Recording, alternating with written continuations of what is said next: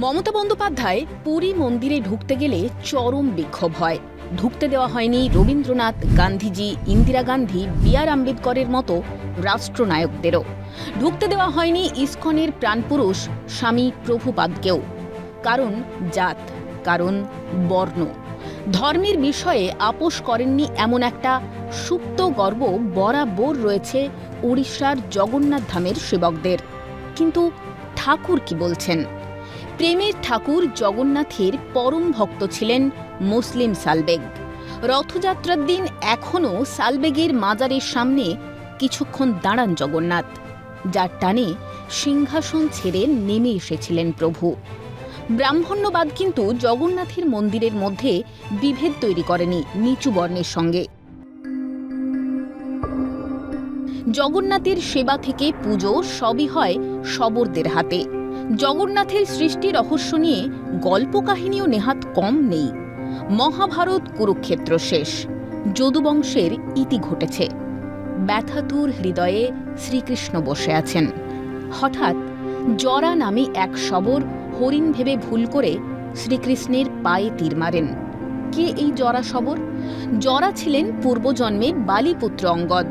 আড়াল থেকে শ্রীরাম বালিকে বধ করেছিলেন, তাই রাম অঙ্গদকে বলেছিলেন পরের জন্মে অঙ্গদ আড়াল থেকে রামকে বধ করবেন। সেই অঙ্গদই পরের জন্মে জরাব্যাধ। তাঁর বাণী শ্রীকৃষ্ণের ধরাধাম ত্যাগ। মৃত্যুকালে উপস্থিত ছিলেন তৃতীয় পাণ্ডব অর্জুন। তিনি কৃষ্ণের দেহ দাহ করলেন। সব জ্বলে ছাই হয়ে গেল, কিন্তু নাভিদেশ কিছুতেই পুড়ছে না। তখন দৈববাণী শুনে সেই পরম ব্রহ্ম নাভিদেশ সমুদ্রে ভাসিয়ে দিলেন অর্জুন। আর সেই নাভিকুণ্ড পুরীতে ভেসে আসে। পার বরাবর আসেন জরা শবর। জরা স্বপ্নাদেশ পেলেন, তোর বংশধরদের হাতেই পূজিত হব।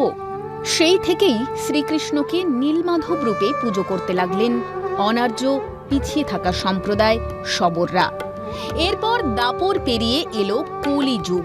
মালব নগরীতে রাজত্ব করতেন সূর্য বংশীয় রাজা ইন্দ্রদুম্নদেব। তিনি ছিলেন বিষ্ণু পূজারী। একদিন এক সাধুর কাছে জানতে পারলেন যে সেখানকার পর্বতের কোনো এক গোপন গুহায় নীলমাধব রূপে বিষ্ণু পূজিত হচ্ছেন শবরদের হাতে। মহারাজা তাঁর মহামন্ত্রী বিদ্যাপতিকে পাঠালেন নীলমাধবের খোঁজে। বিদ্যাপতি জাতিতে ব্রাহ্মণ। তিনি খুঁজতে খুঁজতে পৌঁছে গেলেন শবররাজ বিশ্ববাসুর আস্তানায়। পরিচয় হল বিশ্ববাসুর কন্যা ললিতার সঙ্গে। পরিচয় থেকে প্রেম, অবশেষে বিয়ে। তারপর ললিতার কাছ থেকেই জানলেন যে তার পিতা বিশ্ববাসু প্রতিদিন নীলমাধবের পুজো করেন। জামাতার বায়না এড়াতে না পেরে বিশ্ববাসু বিদ্যাপতিকে চোখ বেঁধে নিয়ে গেলেন নীলমাধবের কাছে। বিদ্যাপতি গোটা রাস্তা সর্ষে বীজ ছড়াতে ছড়াতে গেলেন। পরে সেই সর্ষে গাছের ফুল দেখে দেখে ইন্দ্রদুম্ন পৌঁছলেন নীলমাধবের আস্তানায়। কিন্তু দেখা পেলেন না নীলমাধবের। স্বপ্নে বিষ্ণু জানালেন তাঁর দর্শন রাজা পাবেন দারু ব্রহ্মরূপে। সমুদ্র কিনারে মন্দির নির্মাণ করলেন ইন্দ্রদুম্ন। দেববাণী অনুসারে সমুদ্রে ভেসে এলো কাঠের টুকরো, কিন্তু তা জল থেকে তুলতে পারল না ক্ষত্রিয় শক্তি। দেব নির্দেশে সেই কাঠ একদিকে ব্রাহ্মণ বিদ্যাপতি, অপরদিকে শবর বিশ্ববাসু এবং মধ্যে ক্ষত্রিয় ইন্দ্রদুম্ন ধরে পারে তুললেন। এরপর বিশ্বকর্মার হাতে জগন্নাথ দেবের মূর্তি তৈরির গল্প কম বেশি সকলেই জানেন। মোটের ওপর জগন্নাথ নিজেই ঠিক করেছিলেন তার ধামে কোনো ধর্ম বর্ণের ভেদাভেদ থাকবে না। দেবতা মানুষ তৈরি করেছিলেন, জাত ধর্ম তৈরি করে নিয়েছি আমরা নিজেদের সুবিধা অনুযায়ী। Calcutta television network.